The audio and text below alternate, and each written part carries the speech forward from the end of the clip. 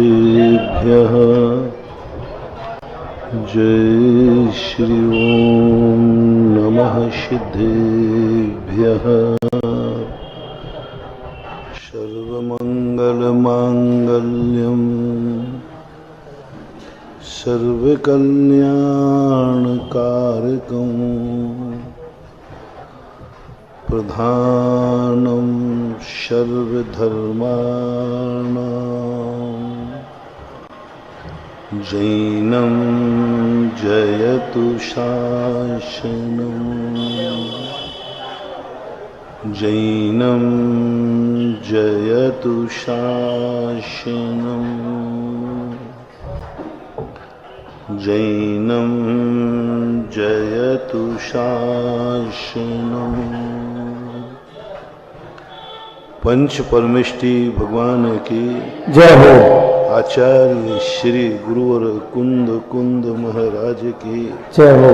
आचार्य श्री गुरुवर विद्या सागर महाराज की जय हो। परम उपकारी निर्यापक समन जगत पूज्य मुनिपुंग श्री सुधा सागर जी महाराज की जय। सुल्लक श्री गंभीर सागर जी महाराज की जय। नमस्ते। दुनिया में व्यक्ति रहता है,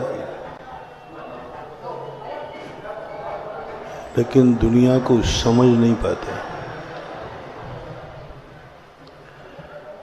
व्यक्ति जिंदा है, लेकिन जीने का आनंद नहीं आ पा रहा है। अपन सब जीवित हैं, मरे हुए नहीं, लेकिन जीने की अनुभूति नहीं हो पा रही।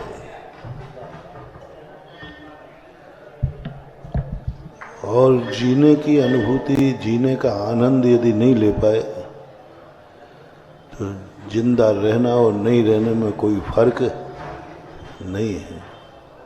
अपन विगत दिनों से इसी बात को सोच रहे हैं। और ये भूल किसकी है? कर्म की। कर्म कहता है मेरे हाथ में है तुम्हें जिंदा रखना। तुम्हें जिंदा रखे हो, मैं कहाँ चूक रहा हूं। संसार में तुम्हारे लिए सब कुछ तुम्हारे पास है।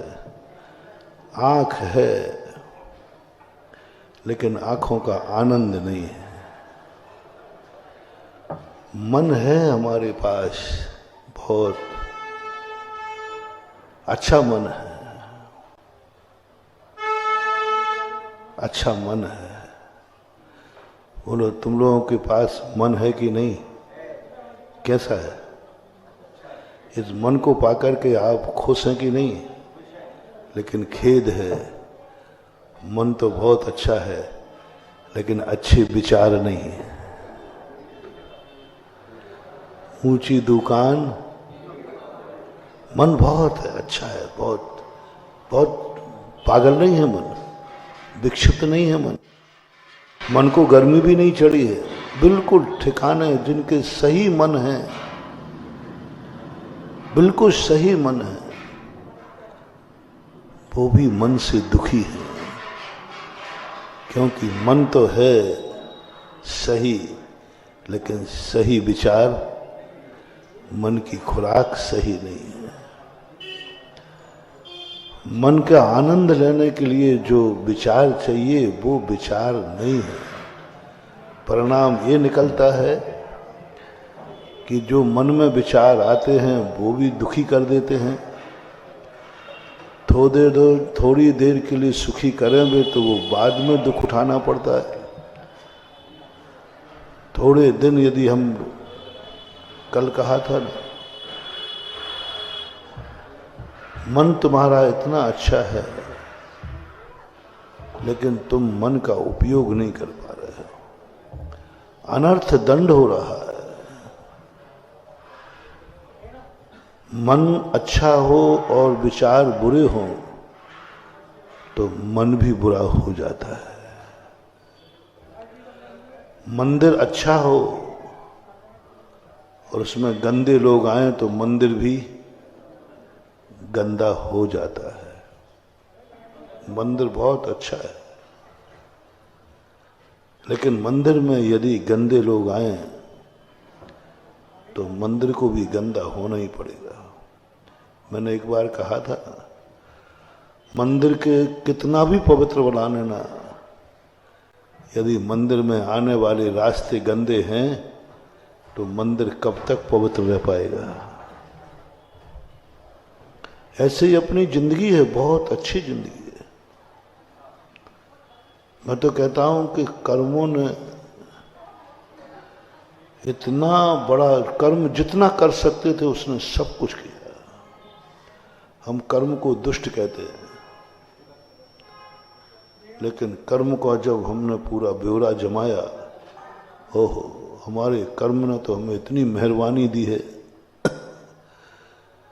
कर्म की ताकत जितनी थी उसने सब दे दी। इससे ज्यादा कर्म सहायता नहीं कर सकता, क्योंकि कर्म किसी को दान नहीं देता, कर्म सभी को लोन देता है। सरकार दान नहीं देती, सरकार लोन देती, और लोन तो ऐसे ही फोकट में नहीं मिलता। जितना लोन चाहिए उतनी संपत्ति आपके पास है कि नहीं, उतनी संपत्ति तो हो। कर्म यही कर रहा है कि मैंने जितना देना था दे दिया, इतना अच्छा मन दिया, बहुत अच्छा मन है। जितना मन हमारा और आपका है ना, लोग तो मन को ही तरसते हैं, तुम्हें तो अच्छा मन मिला है। लोग तो ये कहते हैं कैसे ही मिल जाए, कमजोर मिल जाए, छोटा सा मिल जाए, बुद्धिहीन मिल जाए, कुछ भी मिल जाए, मन मिल जाना चाहिए। जैसे आपको जब भूख लगती है ना, तो उस समय कैसे ही मिल जाए, रूखा मिल जाए, सूखा मिल जाए, कैसे मिल तो जाए। प्यास लगती है तो कुछ भी पीने मिल जाए। देखो साहब, आप बिस्लरी का पानी तो नहीं है, यहां तक कि दुनिया नाली का पानी भी मिले तो पी लेगा, मरता क्या नहीं करता। भुज के अंदर बताते, जब भूकंप आया लोगों ने स्वयं की लघु शंका पी ली, वही तो नाली का पानी है, और क्या नहीं करता। वहां ये नहीं देखेगा कि बिस्लरी का पानी है कि नहीं, इन्फेक्शन नहीं हो जाए। जो होगा सो देखा जाएगा, पहले तो पीना चाहिए। क्या बात मान पाओ, तरसते हैं लोग, तरस रहे हैं लोग, लेकिन कोई भी उनसे अच्छे हैं अपन, उनसे अच्छा है मन। असंगियों से पूछो, वो कहते कैसे ही मिल जाए, पागल मन मिले तो चल जाए, संगी पंचेंद्री में मेरी एंट्री हो जाए, संगी पंचेंद्री पना मुझे मिलना चाहिए। अपन को तो अच्छा मन मिला है, बहुत अच्छा मन। कर्म इस पंचम काल में इससे अच्छा मन नहीं कर सकता। मैं तो, कई लोग कहते महाराज मन से हम बहुत परेशान हैं, ये मन बहुत चंचल है। मैंने अपने मन को कभी नहीं कोसा, क्योंकि मेरा मन तो बहुत अच्छा है, बहुत अच्छा है। तो मैं कम आशीर्वाद देता हूं, मैं अपने मन को बहुत देता हूं। बहुत अच्छा मन है मेरा, मैं क्यों कोसूं मन को। उसने बेचारे ने बुरा कुछ किया ही नहीं है।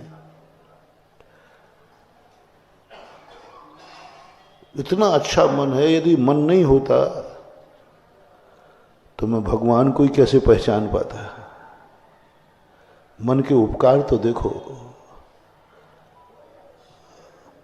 जो नकारात्मक रूप है वो मन का नहीं है, वो हमारी भूल है। मन ने तो तुम्हें कितना बढ़िया स्थान दिया है। तुम लोगों को देखो, मन को, पशुओं का मन नहीं है, तुम्हारा मन देखो कितना अच्छा है। जन्मदाता माता पिता की पहचान कराई कि ये माता पिता है। कुछ मन ऐसे हैं जो माँ बाप को भी नहीं पहचानते, पशुओं के नहीं पहचानते। तुम तो माँ बाप को पहचान रहे, तुम तो ये पहचान रहे हो कि मैं जैन हूं, तुम तो कुछ अपने मन का सोच सकते हो। मन ने बहुत बड़ा, मैं तो एक मन के इतने उपकार मानता हूं कि मेरा मन बहुत अच्छा मन है। अच्छा तुम लोग बताओ मेरा मन कैसा है? हैं? अच्छा, तुम्हें कहना ही पड़ेगा। यदि अच्छा नहीं होता तो प्रवचन सुनने क्यों आते? और मन अच्छा नहीं होता तो मैं प्रवचन सुनाने, इतने अच्छे अच्छे प्रवचन सुनाता हूं, कौन सुनाता है? मन। मन यदि खराब होता तो बुरी बातें आती, कुछ हम गलत सुनाते, तुम गलत सुनते। मन कितना अच्छा है, यदि ये मन इतना अच्छा नहीं होता तो ये माझी मंदिर पारसनाथ धाम नहीं बनता।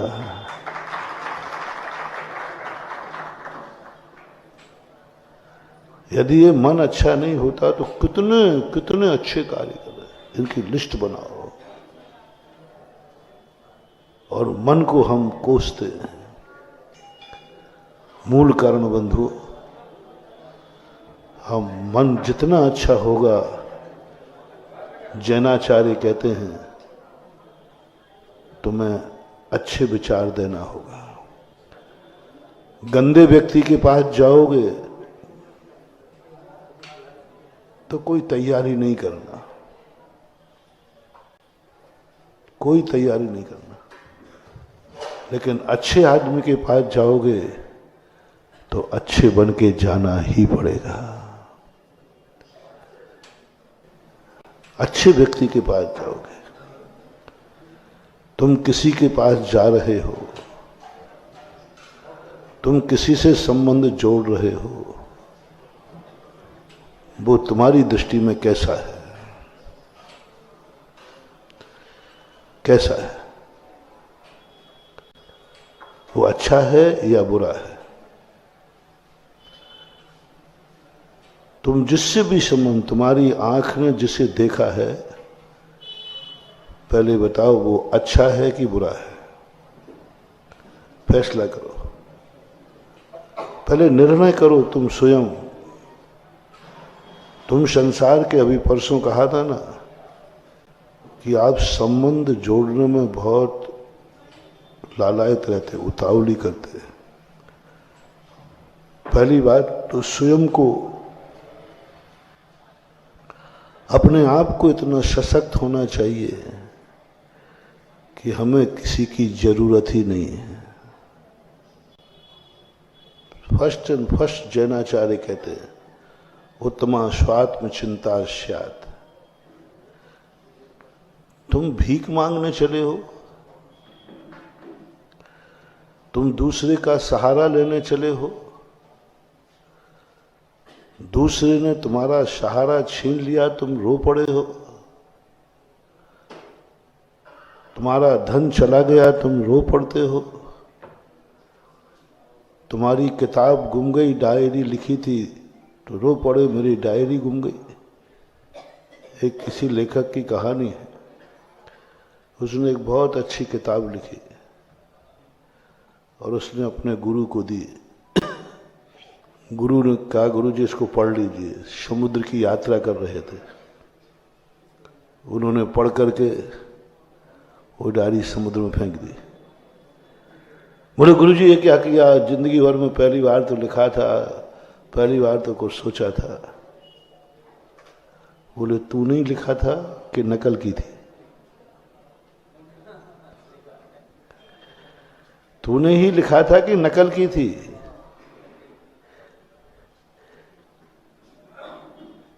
तूने लिखा था तो फिर डायरी जाने पे इतना क्यों रो रहा है? फिर से लिख लेना। और नकल की थी तो फिर क्यों लिख रहा है कि ये मैंने लिखी थी? नकल लिखी थी तो क्यों रो रहा है? फिर से नकल कर लेना, वो किताब जिसमें से टीपा है वो तो है, फिर से नकल कर लेना। क्यों गुरु पर गुस्सा हो रहा है?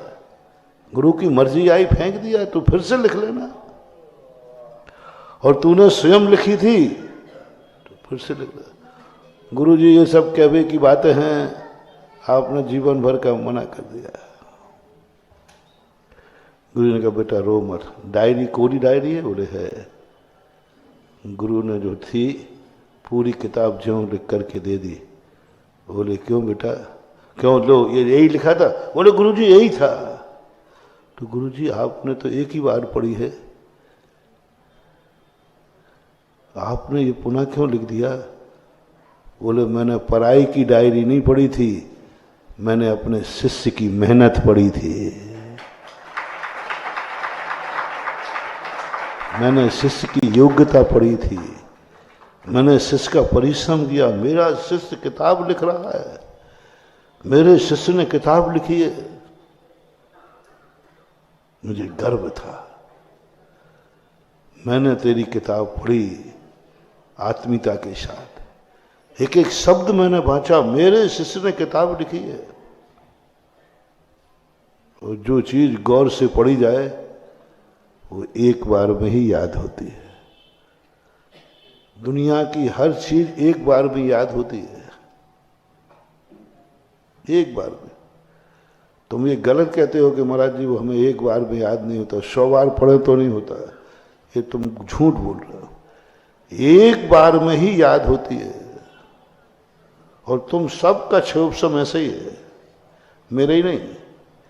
तुम लोग सब एक पाठी हो, एक बार सुनने के बाद तुम्हें याद होता है, ये मेरे पास प्रमाण पत्र है। बच्चे सुन रहे हो ना? तुम्हें सब में एक बार पढ़ने में याद होता है। आहार जी से है ना? हाँ, सुनना एक बार में याद होता, एक बार में। मैं सबकी परीक्षा कर ली मैंने, द्वारा सुनाने की जरूरत ही नहीं, एक बार में याद होता है। फर्क कितना है, तुम याद करना चाहो तब ना। तुमने लिखते समय नहीं सोचा कि ये मेरी आत्मा की पर्याय है, मेरे आत्मा के विचार है, मैंने जिंदगी में जिया है। यदि जिया होता तो जब मुझे पढ़ने पर एक बार में याद हो गया, तो लिखने वाला तो 100 बार पढ़े और एक बार लिखे बराबर होता है। यानी तुम लिखता है जब कोई बात, तो 100 बार पढ़ने के बराबर होता है। क्योंकि लिखने में व्यक्ति ज्यादा कंसंट्रेट होता है, एकाग्र होता है। 100 लिखा, एक लिखा और 100 बका। 100 बार कोई किसी चीज को बोले और एक बार लिखे, दोनों बराबर। और आप लोग, मैंने जब पढ़ा और एक बार में याद हो गया, तुमने तो लिखा था, तुमने तो विचारा होगा। जब कोई लिखता है पहले विचारता है, फिर मन में सोचता है, फिर उसको शब्द रूप देता है, उसकी प्लानिंग करता है, किस वाक्य बनाऊं। इतना सोचने का मौका, मुझे तो फटाफट पढ़ लिया। गुरु जी आप तो गुरु जी हैं, आपको तो बहुत ज्ञान है, बस ये बहाना आपका इतना। अरे महाराज जी कहाँ आप और कहाँ राजा भोज और कहाँ गांगू तेली। अरे महाराज जी आप आपकी बात बंद करो, हम लोग तो बुद्धिहीन हैं, ज्ञानहीन हैं, भुलक्कड़ हैं, आप तो घुमक्कड़ हैं। ये सब बटरंगबाजी है। उसको बुद्धू बनाओ जो गुरु नहीं जानता हो, जो तुम्हारी परीक्षा नहीं कर जानता हो, जो डॉक्टर तुम्हारी आदतें नहीं जानता हो, उसको कहना डॉक्टर साहब मैंने कुछ नहीं खाया। डॉक्टर कहते तू खाए बिना रह नहीं सकता। एक पाठी है, सभी जितने बैठे हैं सब एक पाठी है। फर्क है तुम्हारे ऊपर है। कर्म ने तो तुम्हें 6 उपशम दिया, एक पाठी का 6 उपशम कह रहा हूं तुम्हें। तुम सबका ज्ञान, तुम सबका मन इतना है, एक बार में तुम्हें याद होता है। पढ़ने की तो छोड़ो, सुनने में भी याद होता है। ये 6 उपशम है। तुम बहुत बड़ी बेईमानी कर रहे हो, झूठ बोल रहे हो। मेरे पास प्रमाण पत्र है और अभी तुम्ही से कहलवाऊंगा। आपको एक बार सुनने में याद होता है, एक बार पढ़ने में याद होता है। तुम बदमाशी कर रहे हो, तुम पढ़ने नहीं चाहते। तुम बदमाशी कर रहे हो, तुम प्रवचन सुनना ही नहीं चाहते। अकलंग स्वामी का ज्यादा ज्ञान नहीं था, फर्क इतना था कि वो बेईमान नहीं थे। क्या कहा? उनका 6 उपशम ज्यादा नहीं था, फर्क इतना था कि वो बेईमान नहीं थे। इससे उनको एक बार सुनने में और एक बार पढ़ने में याद हो जाता। बस कुछ नहीं करना, बेईमानी छोड़ना है, बाकी सब में शक्ति। सभी अकलंक हैं, हम भी हैं, आप भी हैं, सब अकलंक से कम नहीं है। हमारे सारे विद्यार्थी बैठे ना, ये सब अकलंक है रे, वो अकलंक नहीं, वो निकलंग अकलंक वाले। तुम लोग सब अकलंक हैं। फर्क इतना है, वो ईमानदार अकलंक थे और तुम ताली। आप बजाओ ताली तो मजा आए।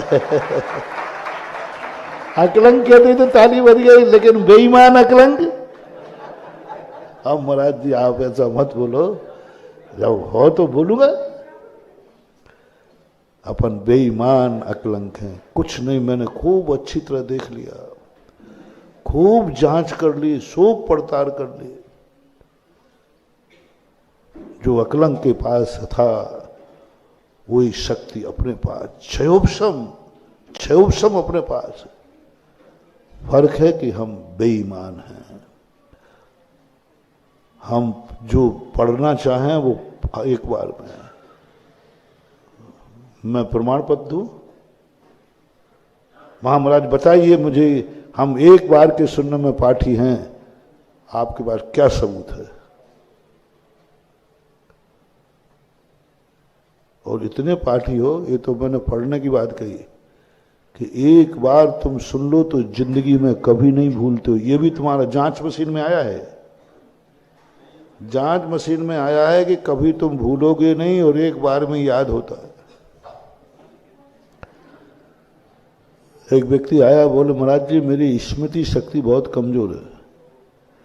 आप इधर सुनाते हो, बस इधर सुना इधर गायब, आगे पाठ पीछे सपाट, मगर कुछ याद नहीं होता। इतना तो दे दो। तो मैंने कहा अच्छा ये बात।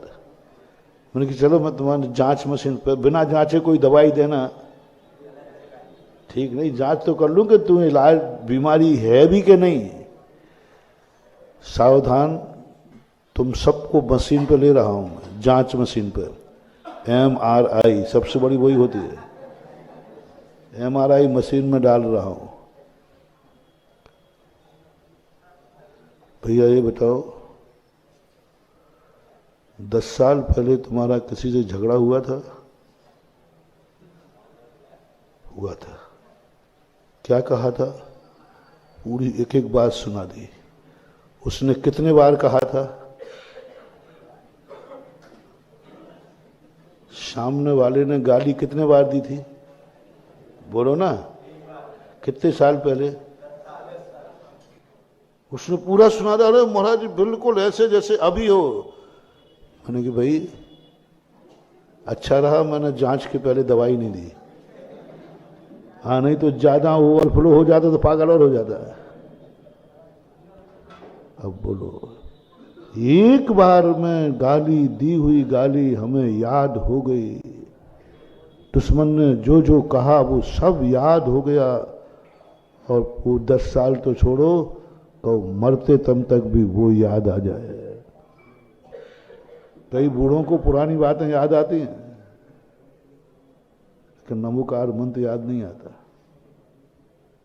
महाराज की वाणी याद नहीं आती। तो यदि विस्मृति शक्ति है, हम सुना रहे तो मुझे याद नहीं हो रहा है, तो उसकी बात कैसे याद हुई? क्षयोपशम तो एक से ही होता है ना। चाहे नमोकार मंत्र याद कर लो, चाहे गाली याद कर लो, दोनों बातें एक ही। चाहे गुरु की बात याद करो, चाहे दुश्मनी करो, दोनों में अंतर कुछ भी नहीं है। अक्षर भी वही होते हैं, 52 अक्षर से अधिक होते हैं, कम बढ़ के वही होते हैं। गाली में भी 52 अक्षर हैं, गुरु वाणी में भी 52 से बाहर है ही नहीं। फिर वो याद क्यों है तुम्हें? तुम एक पाठी हो। पिक्चर देखी, पिक्चर में बार बार सीन आता है कि एक बार चलता रहता है? और बाहर आकर तुमने पूरी पिक्चर क्यों सुना दी? और ये छोकरा एक बार गाना सुन के आते, बाहर गाना को गुनगुनाता, बहारो फूल बरसाओ मेरा महबूब आया है। तुझे एक बार में याद कैसे हो गया मुझे समझ में नहीं आया। तू तो भुलक्कड़ है। क्या बात होगी? कितने बेईमान हैं हम, कितने गंदे हैं हम। गंदे आदमी को गंदी बात याद रहती है, अच्छे आदमी को अच्छी बात याद रहती है। किससे कराना फैसला? मैं तुम्हें तरीका दे देता हूं, फैसला तुम कर लेना। मैं काफी जांचना सिखाए देता हूं, तुम खुद जांच लेना। मुझे विश्वास है ईमानदार होगे तो उतने नंबर लोगे जितने मैं दूंगा। सम्यक दृष्टि बस इतना ही करता है, कुछ नहीं करता। ईमानदार हो जाता है, इतना ईमानदार हो जाता है और कर देता है। मैं पापी हूं, मैं अज्ञानी हूं, मैं क्रोधी हूं, मैं गंदा आदमी हूं, क्योंकि मुझे गंदी बातें याद हैं। अब आपको फैसला करना है। एक बार सुनाई उसने गाली, एक बार मन में गंदी बात याद आई, एक बार सोचा, याद हो गया। एक बार तुमने किसी को देखा, अभी तक याद है वो, अभी तक याद है। वो कौन था? जिसको तुमने देखा है वो कौन था? जिसको तुमने विचारा है वो कौन था? फैसला करो। जो मैंने प्रारंभ में कहा था, तुम्हारे मन में जो विचार चल रहे हैं वो विचार कैसे हैं? आपको खुद फैसला करना है, ईमानदारी से करना है। और यदि नहीं हो सके तुमसे तो उन विचारों को नोट कर लो, टेप कर लो, सुना दो अपने मम्मी पापा को। पहले तो स्वयं निर्णय करो। 90% तो तुम्हें खुद मालूम है कि ये विचार अच्छा है कि बुरा है, हितकारी है कि अहितकारी है। 90% तुम जानते हो। 90% विचारों के संबंध में तुम वही जानते हो जो शास्त्रों में लिखा है। 90% जानते हो। तुम्हें खुद एहसास होता है कि ये विचार ठीक। चोर को नहीं मालूम कि ये चोरी है, पाप है। बोलो, चोर को नहीं मालूम क्या ये गलत है? यदि वो गलत नहीं मानता तो चोरी करके भागता क्यों? भागना क्या बता रहा है? बोलो, यदि सही होता तो भागते नहीं। यानी वो जान रहा है कि मैंने कुछ गलत किया है। यदि वो सही होता कि नहीं चोरी करना कोई पाप, मैंने गलत थोड़ी किया है, वो तो यूं चला जाता है, सबके सामने आता। भागता नहीं हूं। वो कहते क्या भागना, क्यों भागू? अरे भाई तू चोर होके भाग नहीं रहा। बोले क्यों, चोरी करना कोई पाप है क्या? मैंने तो अच्छा कार्य किया, इनके बाद पैसा रखा था बेकार का, हमने उठा लिया। अच्छा जो जरूरत थी हमें, हमने गलत कार्य किया ही नहीं, हमने इनका उपयोगी तो नहीं किया। एक बहुत बड़ा डाकू था, पूजा उब्बा, पुराने लोगों को मालूम होगा, इसी एरिया का था लगभग। हाँ, उसको जब मैं कॉलेज में पढ़ता था उस समय हम लोग कुछ लोग उससे मिलने गए। उस समय उसने समर्पण किए थे जेल में। तो मैंने पूछा तुमने अच्छा कार्य क्या किया है, जिंदगी में अच्छा कार्य क्या किया है? बड़ा गजब का जवाब दिया, मैंने वही धन दौलत चुराया है जो किसी के घर में काम का नहीं था। मेरी गैंग में आज तक किसी महिला के शरीर पर से आभूषण नहीं उतरवाया। यदि किसी मेरे साथी ने महिला के शरीर का पहना हुआ आभूषण उतार लिया, मैं उसको वहीं शूट कर देता हूं। इतनी शक्ति थी हमारे में। शरीर पर पहना हुआ नहीं उतारना, तिजोरी में रखा है तो वो बेकार रखा है, इससे हम उठा लेते, काम आ जाएगा। बेकार वस्तु को उठाकर उपयोग कर लेना ये अच्छी बात है कि बुरी बात है? बेकार वस्तु रखी है उसको उठा लेना, उपयोग में ला दिया। रखी थी तो वो भागेगी नहीं, मैंने कोई गलत किया ही नहीं। बोले थाने चलो, बोले चलो, मैंने गलत किया ही नहीं। लेकिन उसका भागना बता रहा है। पुलिस वाले से मैंने पूछा कि भाई आप कैसे चोरों को पकड़ते हैं, आपको कोई अवध ज्ञान है, कोई मशीन है? बोले हमारे कुछ नहीं, हम लोग चौराहे पे खड़े हो जाते हैं और जो हमें देख के थोड़ा यूं किया, आजा बेटा आजा, और जिसने अपराध नहीं किया वो हमें धक्का मारता हुआ जाता है। उसको यही पता नहीं कि पुलिस खड़ी है। पुलिस खड़ी है, ईमानदारी को पता ही नहीं चलता और बेईमान दूर से देखता, अरे पुलिस खड़ी है, वाह डर। यही कुंद कुंद भगवान ने यही थर्मामीटर दिया। तुम्हारे अंदर जो भय आ रहा है यही अपराध का प्रमाण पत्र है। क्या गजब गाथा दी पूज्यवर ने। भय जो आ रहा है यही तुम्हारा प्रमाण पत्र है कि तुम अपराधी हो। यदि तुम्हारी दृष्टि में अपराध नहीं होता तो तुम्हें भय भी नहीं आता, क्रोध भी नहीं आता, क्रोध भी नहीं आता, गुस्सा भी नहीं आता। जितने जितने महान आत्माओं के ऊपर अच्छे कार्यों को गलत किया गया दुनिया ने, उनको क्रोध नहीं आया। उन्होंने अपनी दृष्टि तो अच्छा किया है लेकिन लोगों ने बुरा किया है, कहा है क्रोध नहीं आना चाहिए। यदि क्रोध आ गया इसका अर्थ है तुमने अच्छा कार्य नहीं किया। ना क्रोध आएगा ना भय, ये दो मोटिवेशन लेना महानुभाव अपनी जिंदगी में। दूसरे के लिए नहीं कह रहा हूं, खुद समझ लेना। किसी कृत्य करते समय तुम्हें भय लग रहा है क्या, डर लग रहा है क्या, समझ लेना वही अपराध है, वही पाप है।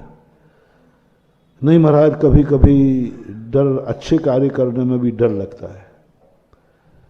जैसे आपको आहार देने में डर लगता है, कभी कभी अभिषेक करने में भी, ये भी तो डर है। तो फिर क्या अपराधी मान लो? नहीं। किसका डर लग रहा है? दूसरा। पहली बात तो तुम निडर अपने आप में आत्मा का, क्यों डर रहा है तू? जब तूने किया नहीं और जो किया है वो गलत किया नहीं तो डरने की क्या बात है? किया है तो गलत नहीं किया और किया नहीं है तो तुझे डरने की जरूरत नहीं। फर्स्ट एड, प्रथम दृष्टि, प्रथम अनुभूति। तुम्हारे संबंध में किसी ने कुछ भी कहा है जो तुमने किया है अथवा नहीं किया, वो बात सुनकर के पहला क्षण पकड़ो, कैसा लगा था? कैसा लगा था? ओहो, सबको पता चल गया, सबको पता चल गया। चिंता मत कर दुनिया को, तुझे खुद का पता चल गया कि मैंने अपराध किया है। पता चल गया, अंदर की फीलिंग पकड़ना। क्योंकि जैन दर्शन दुनिया क्या कहे इससे कोई फर्क नहीं पड़ता। दो व्यक्ति के गवाह पक्के हैं। आपके यहां भी शायद गवाह दो मानते हैं। मानवा जिंदगी में दो गवाह पक्के रखना। दुनिया की कोई चिंता मत करना, सारी दुनिया एक तरफ हो जाए, दो गवाह पक्के रखना। सारी दुनिया के गवाह बिक सकते हैं, झूठे हो सकते हैं, झूठ बोल सकते हैं। दो गवाह कभी झूठ नहीं बोलते। इनको पक्का रखना, इनको मजबूत रखना।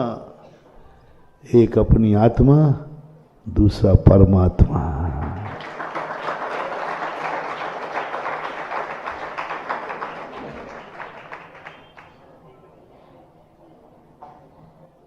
ये दो गवाह में झूठे, दो गवाह पक्के मजबूत रखना। कोई दुनिया की चिंता मत करना। और महाराज वो तो सारी दुनिया एक तरफ है, मैं सत्य भी कहूंगा तो ये लोग मानेंगे नहीं, ऐसा डर लगता है। महाराज मैं सत्य भी कहूं तो कौन मानने वाला है? कोई चिंता नहीं। तेरी आत्मा से पूछ, तेरी आत्मा क्या कह रही है, अंदर से पूछो। भय लग रहा है? नहीं, कोई चिंता मत करो। अपसख्यम, आत्मा की साक्षी बराबर कोई साक्षी हो ही नहीं सकती। दूसरा है परमात्मा। परमात्मा तो छोड़ो, अपन को मालूम नहीं है वो कहां है, क्या जानता है, क्या नहीं जानता, पता नहीं। सुना है कि वो सब जानता है, सुनी सुनाई बात है। भगवान सब जानते हैं। हम क्या कर रहे हैं, कहां कर रहे हैं, भगवान के ज्ञान में सब झलकता है। दर्पण तले शकला परी फलंती मालिका यश हस्ता मलक पद, हाथ पर रखी हुई वस्तु के समान जानते हैं। ऐसा हमने सुना है, पढ़ा है। अंदर से बोलो ना महाराज भगवान सर्वज्ञ। कैसे बोलूं? शास्त्रों में लिखा, हाँ शास्त्रों में लिखा है, ये तो कहूंगा। बिल्कुल सरल बन जाना, सच्चे बन जाना, बालक बन जाना। वो बालक होता है ना, तो पापा कहते बेटा वो आ रहे हैं ना, आएंगे तो कह देना पापा घर में नहीं है। बेचारा सीधा सरल होता है। वो कहता है वो ना क्यों पापा ने कहा है कि वो आएंगे, उससे कह देना। क्या आनंद है, क्या आनंद है। इसी को बोलते सहज वैराग्य, सहजता। इतने सरल, इतने सरल। पापा ने कहा है कह देना पापा अंदर नहीं है। जैसा बालक इतना सहज बन गया, काश बड़े होने के बाद भी भली बचनों में नहीं सही अंदर से सहज बन जाओ, सहज प्रवृत्ति बन जाए। भगवान की बात तो अपन ने सुनी है, भगवान सब जान रहा है, ऐसा कहते आए, सुनते आए। गलत नहीं कह रहा हूं, मैंने गलत सुना ये मैंने नहीं कहा, लेकिन सुनी सुनाई बात है, ये कहा है। सर्वज्ञ पूज पर कुंद भगवान ने इसलिए कह दिया सर्वज्ञता व्यवहार से है। कह रहे हैं भगवान के हम सब जानते हैं, तो हाँ भैया मान लेते, बड़े आदमी हैं, कौन उनसे मुंह लगेगा, कौन मुंह लगे। बड़ों से ज्यादा मुंह नहीं लगना।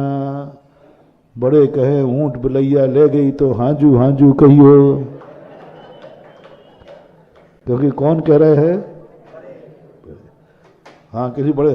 देखो मैंने देखा है एक बिलैया ऊंट को खचोर के ले जा रही थी, बोले हाँ सरकार, गड़बड़ बोल रही बात, गड़बड़ बोलना ही नहीं। बड़े लोग जो कहे कहना जी इसी में भला है, तुमने नू नकार की तो ध्यान रखना वो बड़ा है। इसलिए मैं तो सर्वज्ञ भगवान के बारे में झगड़े टंटे में पड़ता ही नहीं हूं। मैं तो जिनवाणी माँ से कहती, माँ जो तुम भगवान के संबंध में बोल रही हो वही है, वही कहते, वो जो आपने कहा है वही है ना, वही है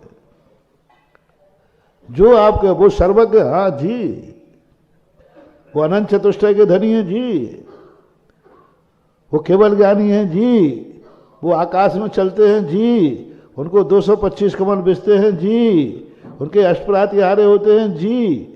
और जी नहीं कहूं तो बताओ क्या कहूं, आफत देना मूल गया।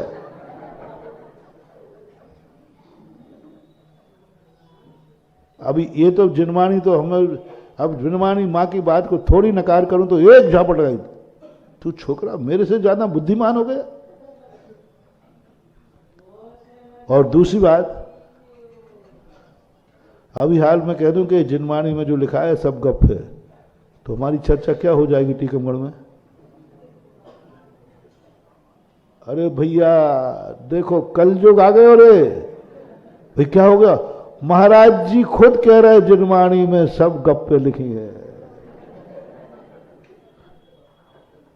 वार्षिक चल जाएंगे टीकमगढ़ दे। आजकल तो मामला बड़ा टेढ़ा है।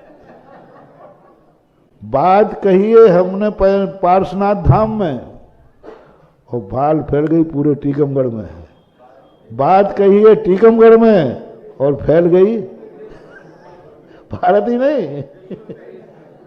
अरे भैया मैंने तो पंचायती मंदिर में कहा था, अब महाराज आज का मामला ही ऐसा है, सब में दुनिया में फैल जाएगी। भैया पंचम काल के मुनि महाराज देख लो कह रहे जिनवाणी में सब, तो मुझे पकड़ कुत्ते ने नहीं काटा। इधर जिनवाणी की बात सहन करूं, उधर दुनिया में अब बात सहन करे। और एक बात कह दो ना, जी माता जी जो आपने कहा सब तरफ प्रशंसा, फोकट में काहे को परेशान उठाए। आपसे भी कहना हो, बड़े जब भी बोलने एक शब्द सीख लो। बोलो क्या? जी। मम्मी पापा हो, चाहे महाराज, चाहे भगवान हो, चाहे जिनवाणी हो, बड़े जो कहे जी जी कहना सीखो, बहुत फायदा रहेगा। पर अंदर की बात तो अंदर ही, ऊपर से बोल रहे हो जी। अंदर का सबसे बड़ा प्रमाण पत्र क्या है? भगवान सबसे बड़ा प्रमाण पत्र नहीं। भगवान तो ठीक है, बड़े हैं, पूजनीय हैं, हमें विश्वास है कि वो कभी झूठ नहीं बोलेंगे, ऐसा हमने सुना है, ये भी सुना है। हाँ देखो मामला गड़बड़ है, बुरा लगे तो लग जाए। मैंने सुना है कि भगवान कभी झूठ नहीं बोलते। सबूत क्या है?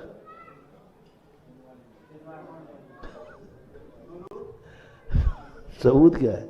वो झूठ नहीं बोलते, सबूत क्या है? क्योंकि वो जो बताना, जो हम जानते हैं उसमें तो मैंने मान लिया कि हाँ नहीं, जो मैं जानता था वही सबूत। पेंसिल थी, हाँ भगवान ने ये तो सही कहा,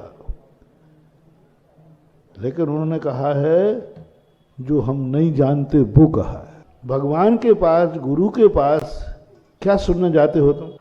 जो तुम जानते हो वो, जो तुम जानते हो जानने के लिए नहीं जाना। जो हम नहीं जानते हैं और वो जानते हैं वो सुनने के लिए जाया जाता है। अब जो हम जानते ही नहीं, उन्होंने जो कह दिया तो अब क्या करें? जी कह दो, जानते ही नहीं। बीरबल से एक बार कहा गया कि भाई पृथ्वी का मध्य निकालो, तो बादशाह साहब बीरबल पृथ्वी का मध्य निकालने के लिए नौकर चाकर चाहिए, पैसा खर्च होगा। बोले कितना ही खर्च हो जाए, पृथ्वी का मध्य निकलना चाहिए। खजाने से जम के पैसा निकाले और 1 साल की सीधी छुट्टी ले ली, 10-5 नौकर ले लिए और बस वे 4 धाम की यात्रा पर निकल आए। मंत्रियों को छुट्टी कम मिलती है, पर काम पे ही तो छुट्टी थी ही नहीं, वो तो ड्यूटी थी, ऑन ड्यूटी। छुट्टी मिलना नहीं है और पूरी ऑन ड्यूटी पे थे, क्योंकि राजा ने काम बताया है। राजा बीरबल से पूछो तीर्थ यात्रा पे आप आ गए, इतने दिन की छुट्टी? उन्होंने छुट्टी पे नहीं, मैं तो काम पे आया हूं। और अंत में जाके पहुंच गए। बोले राजा साहब आपकी बहुत बुद्धि, बहुत मेहरबानी, बहुत बड़ा रहस्य खोल दिया। बोले पृथ्वी का मध्य कहाँ है? तो बीरबल उठे, वो बीच में जो आंगन था ना, वहाँ एक कीला लगा। बोले राजन कितने भाग्यशाली हैं आप, पृथ्वी के मध्य तो आपके आंगन में ही है। यही पृथ्वी का मध्य है।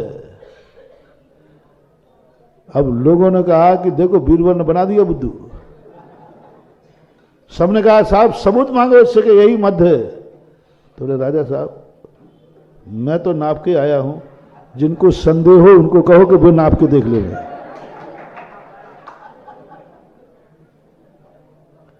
उनसे कहो जिन जिन ने कहा है ना राजा साहब इनको जरूर भेजना, मैं तो बड़ी मुश्किल से नाप के लाया हूं, बड़ी साल भर लग गई राजा साहब, पसीना पसीना हो गया, कहां कहां भटकता रहा। आप सोचो पृथ्वी के छोर पे जाना पड़ा मुझे, वहां से फीता डाला है। और ये लोग बातें कर रहे हैं, अब इनको भेजो साहब। सबकी सुक्की पुक्की बंद, कहीं राजा मुझे ही नहीं दे। सबने कहा नहीं नहीं साहब वो ठीक ठीक, वो I am sorry please, Birbal ने जो कहा वो यही यही यही यही यही यही है। अब बोलो सबूत क्या है तुम्हारे पास कि ये नहीं है?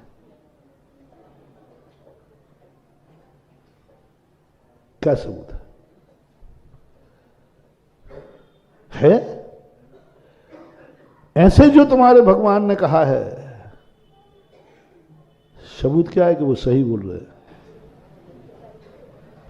उन्होंने कहा 3 लोक 43 घन राजू प्रमाण है, मेरू 1 लाख योजन प्रमाण है। हाँ साहब है जी। क्या करोगे बताओ, क्या करोगे? अब 1 लाख योजन को मेरू को अपन जैसे क्या नाप पाएंगे? काल भी प्रकृष्ट है, क्षेत्र भी प्रकृष्ट है। अब भगवान हुए हैं 3 लोक, ऐसा है, नरक है, स्वर्ग है, सब कुछ है। तुम कहो झूठ हुआ तो तुम बता दो, तुम बता दो भाई। वो सुनाया था ना पंडित कैलाश चंद्र से यही कहा, पंडित जी ये छान के पानी क्यों पी रहे हो? बोले भैया जिससे दुर्गति हो जाती है, नरक आदि हो जाते हैं, छान के पीने से। तो बोले पंडित जी आपने नरक देखा है? बोले नहीं देखा। तो फिर? तो बोले नहीं है, ये आपने देखा है? आप पूरा 3 लोग घूम आए हो और फिर कहा हो कि साहब मैं खुद घूम के आ रहा हूं, नहीं है। बोले हमें नहीं दिख रहा है इसलिए नहीं है। तुमने कहा तुम्हें तो पंडित जी ने कहा तुम्हें तो अमेरिका भी नहीं दिख रहा है, तुम्हें तो पीठ के पीछे का भी नहीं दिख रहा है। तो पीठ के पीछे कुछ है ही नहीं, कुछ नहीं महानुभाव। हम उस चक्कर में ना पड़े, जो हम नहीं जानते हैं उसको जी कहना छोड़ें, क्योंकि वो बड़े हैं, महान हैं, निर्दोष हैं।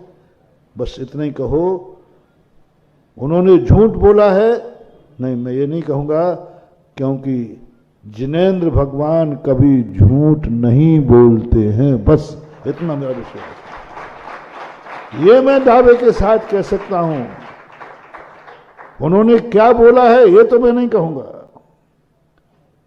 सही बोला है गलत बोला ये मैं नहीं कहूंगा, पर इतना दावा है कि वो कभी झूठ नान्यथा वादनो जिना, जिनेंद्र कभी अन्यथावादी नहीं होते। बोले क्यों? क्योंकि उनका कोई स्वार्थ नहीं है। मेरू 1 लाख योजन प्रमाण है,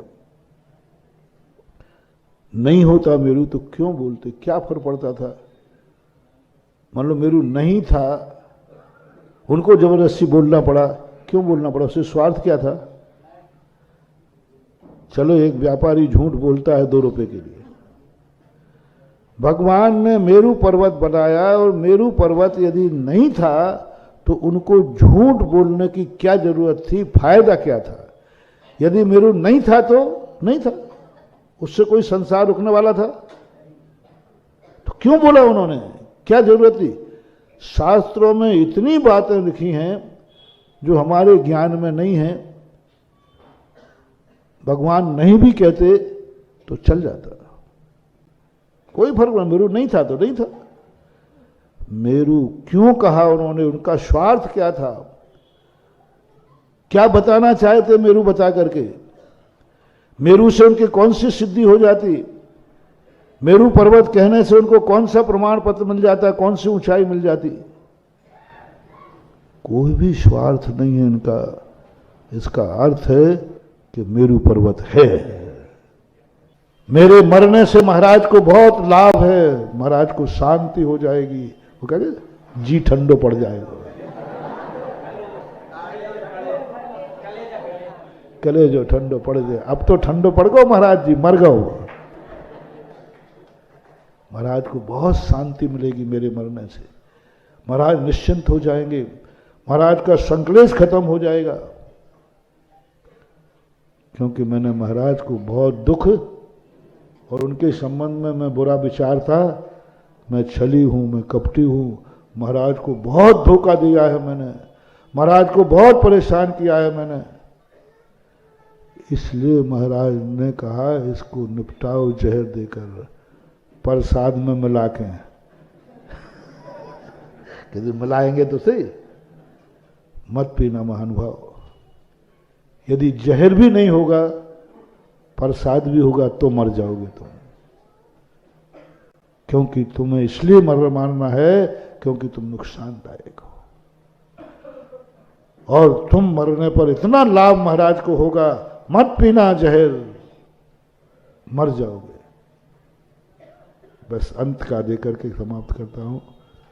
तुम्हें ये, मैं जिंदा रह जाऊंगा तो महाराज को कोई नुकसान नहीं है। मैंने कभी मन वचन काये से अपने गुरु को नुकसान पहुंचा ही नहीं, और मेरा गुरु, मेरे जिंदा रहने से महाराज को कोई नुकसान हो ही नहीं सकता, स्वप्न में भी नहीं हो सकता, कोई नुकसान नहीं। और मेरे मरने पर महाराज को कोई लाभ नहीं, मेरे मरने पर लाभ नहीं है, मेरे जिंदा पर हानि नहीं है। फिर भी महाराज ने कहा है ले जहर पी ले, पी जाना, गारंटी मेरी है तुम मरोगे नहीं, मरोगे नहीं। क्योंकि मरने के दो ही कारण हैं, मारने के दो ही कारण हैं, कि तू जिंदा रहने से हानि है और मरने से। अबे तभी व्यक्ति कांटे को कौन निकालता बताओ, ये काय को निकालता? कि कांटा दुख देगा। फिर देखो चमत्कार क्या होता है। इसलिए अपना प्रसंग चला था, बड़ों की बातों में ज्यादा चीपुट मत करना। जी मेरू पर्वत है कि नहीं? जिनवाणी में कहा है जी, सही है। कहाँ है? जिनवाणी में कहा है ना, है, पक्का है। क्योंकि जिनवाणी जिनेन्द्र देव का कोई स्वार्थ नहीं है। मेरू होवे और ना होवे वो क्यों बोलेंगे, है तभी बोला है, अन्यथा नहीं बोलने से कौन सी हानि थी। सूक्ष्म तत्व में ये मैंने एक कला दी है तुम्हें। जो चीजें हमारे अनुभव की बातों में आती हैं उससे हमें भगवान से पूछने की जरूरत, और जो हमारे अनुभव में नहीं आई उसे महाराज भगवान की बात माने बिना रहना नहीं। इसलिए अपना प्रसंग, अब समय आज हो गया। भगवान सब जानते हैं ऐसा मैंने